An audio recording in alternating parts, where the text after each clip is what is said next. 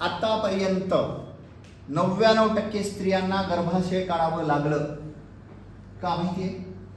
Hormone मध्ये झालेले problems आणि त्या गर्भाशयाला आलेल्या गाठी. आजपासून गर्भाशय काढायची गरज नाही, खुली मारली आता आम्ही. जगातल्या कुठल्याही डॉक्टरांनी जर तुम्हाला गर्भाशय काढायला सांगितलं असेल, त्याला आम्ही आजपासून चॅलेंज करणार. ही गोळी तुमच्या घरामध्ये आली, ओके? सकाळी 2 गोळ्या, संध्याकाळी 2 गोळ्या. गर्भाशयाचे कोणतेही गाठी येऊ द्या, गर्भाशयाला सूज येऊ द्या, एंडोमेट्रायटिस होऊ द्या, इतर पीसीओडी होऊ द्या, पीसीओएस होऊ द्या, अवेळी तुम्हाला मेनोपॉज येतं. मेनोपॉज मध्ये लेडीजला असंख्य प्रॉब्लेम्स क्रिएट होतात.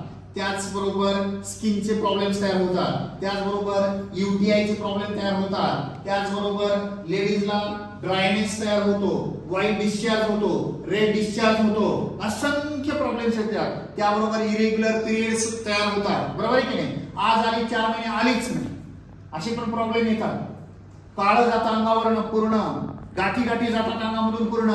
हे जे काही सगळे प्रॉब्लेम्स आहेत, ह्या सगळ्या प्रॉब्लेमच्या मुळापर्यंत जाऊन हे प्रोडक्ट तुम्हाला काम करणार. बघा तिथे मी लिहिले हेअर लॉस लिहिले, त्याच्याबरोबर त्या केसांच्या मुळापर्यंत जाऊन रूट्स तयार करण्यासाठी, लोअर अब्डॉमिनल पेन, आपण ओटीपोटात दुखणे म्हणतो बघा, पाळीच्या वेळेला ओटीपोटात दुखतं बऱ्याच लेडीजला, असह्य वेदना होतात, पण सासू काय म्हणेल म्हणून ती बिचारी तसंच गाढवासारखं काम ओढत राहते. बरोबर आहे की नाही? तर असे पण काही प्रॉब्लेम्स असतात. इनफर्टिलिटी असते, ओव्हरवेट असतो हार्मोन इम्बॅलन्समुळे, इरेग्युलर पिरियड्स असतात, त्याबरोबर फटीग म्हणजे चिडचिडेपणा वगैरे. तुम्हाला बघा तुम्ही मेनोपॉज आणि पिरियडच्या वेळेला बऱ्याचशा लेडीजला चिडचिडेपणा तयार होतो, ओके? तिला कळत नाही माझं काय चाललेलं आहे ते. त्याबरोबर टेस्टोस्टेरॉनचे प्रॉब्लेम्स असतात. याच्यामध्ये बॉडी ऍक म्हणजे मसल पेन, पायाला क्रॅम्प येणे, पायाला पोटऱ्या येणे, पोटऱ्या दुखणे वगैरे होतं का नाही होतं? हे सगळं, ह्या सगळ्यांचं उत्तर ही एक गोळी आहे, ओके?